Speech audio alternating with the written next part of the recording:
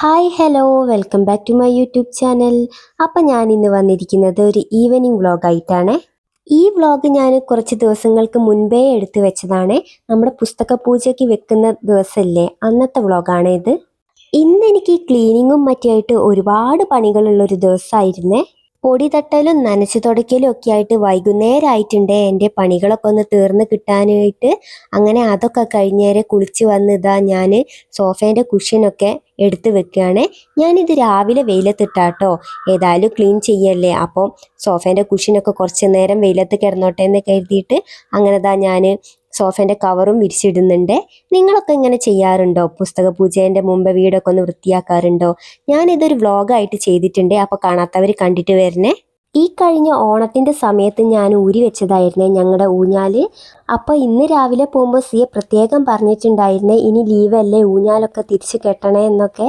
അപ്പം ഞാൻ രാവിലെ തന്നെ അതെടുത്ത് കഴുകി നല്ലോണം ഉണക്കി ഇതാ രണ്ടാമതും തൂക്കിയിട്ടുണ്ട്. ഇത് ഞാൻ ഓൺലൈനിൽ വാങ്ങിച്ചതാണ്.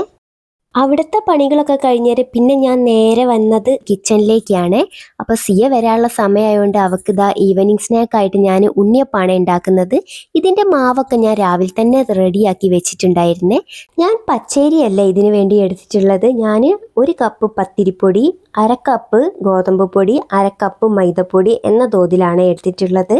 അപ്പോൾ ഇതാ നമ്മുടെ ഉണ്ണിയപ്പം റെഡിയായി വന്നിട്ടുണ്ട്. 4:30 ആകുമ്പോഴേക്ക് ഇതാ സിയും ക്ലാസ് കഴിഞ്ഞ് വന്നിട്ടുണ്ടായിരുന്നേ. വരുമ്പോൾ ഒരു ഐസ്ക്രീമൊക്കെ ആയിട്ടാണ് ഇന്ന് വന്നത്. ഇത് തറവാട്ടിൽ നിന്ന് അച്ചച്ചൻ കൊടുക്കുന്നതാട്ടോ.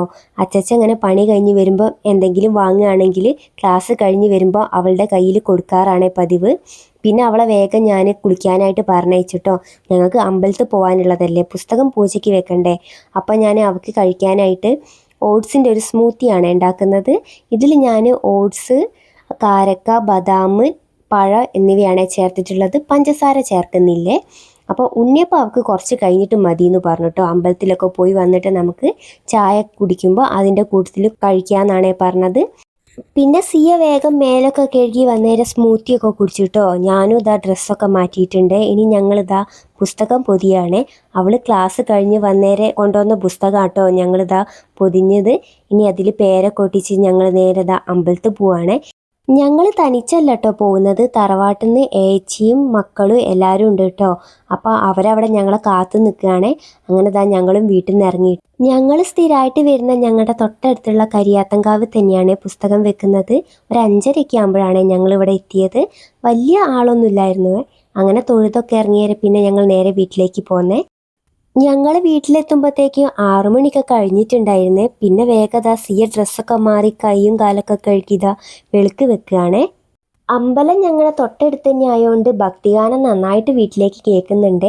അവിടെ എപ്പോഴൊന്നും പാട്ട് വെക്കാറില്ല കേട്ടോ. ഇങ്ങനെ വിശേഷ ദിവസങ്ങളിൽ മാത്രമാണ് ഭക്തിഗാനം വെക്കാറുള്ളത്. അങ്ങനെ വെളുക്ക് കൊളുത്തലൊക്കെ കഴിഞ്ഞേരം പിന്നെ അതാ ഞാൻ ചായ ഉണ്ടാക്കുകയാണ്.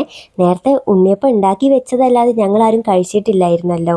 അപ്പോൾ അതാ ഉണ്ണിയപ്പവും ബ്രെഡും ഒക്കെയാണ് ഞങ്ങൾ ചായക്ക് കഴിക്കുന്നത്. അപ്പം ഞങ്ങളുടെ ഇന്നത്തെ കുഞ്ഞു വീഡിയോ എല്ലാവർക്കും ഇഷ്ടപ്പെടുകയാണെങ്കിൽ വീഡിയോ ലൈക്ക് ചെയ്യണം. അതുപോലെ ആദ്യമായിട്ട് ചാനൽ കാണുന്നവരാണെങ്കിൽ സബ്സ്ക്രൈബ് ചെയ്യാനും മറക്കരുത്.